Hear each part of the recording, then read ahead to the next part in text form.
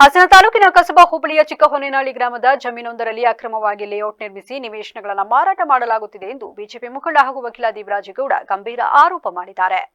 ನಗರದಲ್ಲಿ ಸುದ್ದಿಗೋಷ್ಠಿಯಲ್ಲಿ ಮಾತನಾಡಿದ ದೇವರಾಜೇಗೌಡ, ಗ್ರಾಮದ ಹಳೆ ಸರ್ವೆ ನಂಬರ್ 53 ಹಾಗೂ ಹೊಸ ಸರ್ವೆ ನಂಬರ್ 62ರ ಸುಮಾರು 4 ಎಕರೆ ಜಮೀನನ್ನ ಕಾನೂನು ಬಾಹಿರವಾಗಿ ಬೇರೆಯವರ ಹೆಸರಿಗೆ ನೋಂದಣಿ ಮಾಡಿಸಿ ಮಾರಾಟ ಮಾಡಲಾಗಿದೆ. ಈ ಜಮೀನಿನ ನೋಂದಾಯಿತ ಒಪ್ಪಂದನ ನನ್ನ ಹೆಸರಿನಲ್ಲಿದ್ದರೂ ಅದನ್ನು ಕಡೆಗಣಿಸಿ ಅಕ್ರಮವಾಗಿ ವ್ಯವಹಾರ ನಡೆಸಲಾಗಿದೆ. ಈ ವಿವಾದದ ಸಂಬಂಧ ರಾಜಿ ಮಾಡಿಕೊಳ್ಳಲು ಮಾಜಿ ಶಾಸಕ ಪ್ರೀತಂ ಜೇಗೌಡ ಮತ್ತು ಇತರರು ಮುಂದಾಗಿದ್ದರು. ಒಟ್ಟು 17 ಕೋಟಿಯನ್ನ ಚೆಕ್ ಹಾಗೂ ನಗದು ರೂಪದಲ್ಲಿ ನೀಡುವುದಾಗಿ ಭರವಸೆ ನೀಡಲಾಗಿತ್ತು. ಆದರೆ ಹಣ ನೀಡದ ಕಾರಣ ತಾವು ಹಾಸನ ಸಿವಿಲ್ ನ್ಯಾಯಾಲಯದಲ್ಲಿ ದಾವೆ ಹೂಡಿದ್ದು ಅದು ಅಂತಿಮ ಹಂತದಲ್ಲಿದೆ. ನ್ಯಾಯಾಲಯದಲ್ಲಿ ಪ್ರಕರಣ ಬಾಕಿ ಇದ್ದರೂ ಅದನ್ನು ಮರೆಮಾಚಿ ಅನೇಕರಿಗೆ ನಿವೇಶನಗಳನ್ನು ಮಾರಾಟ ಮಾಡಲಾಗಿದೆ. ಸಾರ್ವಜನಿಕರು ಇಲ್ಲಿನೇ ಮನೆಗಳನ್ನು ನಿರ್ಮಿಸುತ್ತಿದ್ದಾರೆ. ಮುಂದೆ ನ್ಯಾಯಾಲಯದಲ್ಲಿ ತೀರ್ಪು ನಮ್ಮ ಪರ ಬಂದರೆ ಅಂತಹ ನಿರ್ಮಾಣಗಳ ಮೇಲೆ ಕಾನೂನು ಕ್ರಮ ಕೈಗೊಳ್ಳಬೇಕಾಗುತ್ತದೆ. ಆದ್ದರಿಂದ ಸಾರ್ವಜನಿಕರು ಈ ವಿವಾದಿತ ನಿವೇಶನಗಳಲ್ಲಿ ಮನೆಗಳನ್ನು ನಿರ್ಮಿಸಿ ನಷ್ಟ ಅನುಭವಿಸಬಾರದು ಎಂದು ಅವರು ಮನವಿ ಮಾಡಿದ್ದಾರೆ.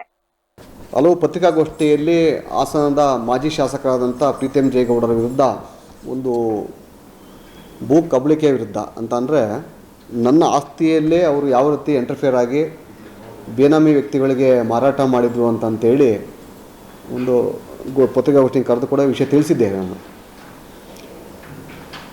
ಏನು ಹಾಸನ ತಾಲೂಕು ಕಸಬಾ ಹೋಬಳಿ ಚಿಕ್ಕಹೊನ್ನೇನಹಳ್ಳಿ ಗ್ರಾಮದ ಹಳೆ ನಂಬರ್ 53 ಹೊಸ ನಂಬರ್ 62ಗೆ ಸಂಬಂಧಪಟ್ಟಂತೆ ಜಯನಗರ ಬಡಾವಣೆ ಇವತ್ತಿನ ಹಾಸನಕ್ಕೆ ಕೇಂದ್ರ ಬಿಂದುವಾಗಿರುವಂಥದ್ದು ಮತ್ತು ಅತಿ ಹೆಚ್ಚು ಬೆಲೆಯುಳ್ಳುವಂಥ ಜಾಗ ಅದು.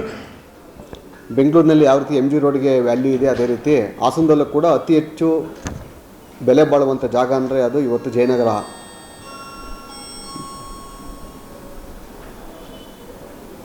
ಜಾಗ ಅದು ಇವತ್ತು ಒಂದು ಅಡಿ 5,000 ರಿಂದ 6,000 ರೂಪಾಯಿ ಇವತ್ತು ಓಡ್ತಾ ಇದೆ ಅಲ್ಲಿ. ಅಂಥ ಜಾಗದಲ್ಲಿ ಸುಮಾರು ನನಗೆ 4 ಎಕರೆ ಜಮೀನಿನ ಪೈಕಿ 3 ಎಕರೆ ಜಮೀನು ನನ್ನದೇ. ಆ ಜಮೀನು ನನ್ನ ಸ್ವಂತ ಆಸ್ತಿ ಇರ್ತದೆ ಅಲ್ಲಿ. ಆ ಆಸ್ತಿಯನ್ನು ತಾನು ಶಾಸಕನಾಗಿದ್ದಂಥ ಸಂದರ್ಭದಲ್ಲಿ ಪ್ರೀತಂಗೌಡರು ಸಬ್ ರಿಜಿಸ್ಟ್ರ್ ಆಫೀಸಿಗೆ ನನ್ನ ಹೆಸರಲ್ಲಿ ನೋಂದಣಿ ಆಗಿದ್ದರೂ ಕೂಡ, ಸೇಲ್ ಅಗ್ರಿಮೆಂಟ್ ರಿಜಿಸ್ಟರ್ ಆಗಿದ್ದರೂ ಕೂಡ ಅವರ ಪ್ರಭಾವವನ್ನು ಬಳಸಿ ಅವನ ಬೇನಾಮಿ ಗ್ಯಾಂಗ್ ಏನಿದೆ ಅದು ಲಕ್ಷ್ಮೀಕಾಂತ ಮತ್ತು ಇನ್ನೂ ಒಂದು ಗ್ಯಾಂಗು, ಆ ಗ್ಯಾಂಗಿಗೆ ಮಾರಾಟ ಮಾಡಿರುವಂಥದ್ದು ನಾನು ಜಗಜ್ಜಾಹೀರಾತಾಗಿತ್ತದು. ಭಾಳ ವಿಶೇಷವಾಗಿ ಆತನು ಕೂಡ ಚುನಾವಣೆಗೆ ಸ್ಪರ್ಧೆ ಮಾಡಿದ್ದ, ನಾನು ಕೂಡ ಸ್ಪರ್ಧೆ ಮಾಡಿತ್ತಿಲ್ಲ ಅವಾಗಿನ. ಆಗ ಶಾಸಕನಾಗಿದ್ದ ಅಲ್ಲಿ.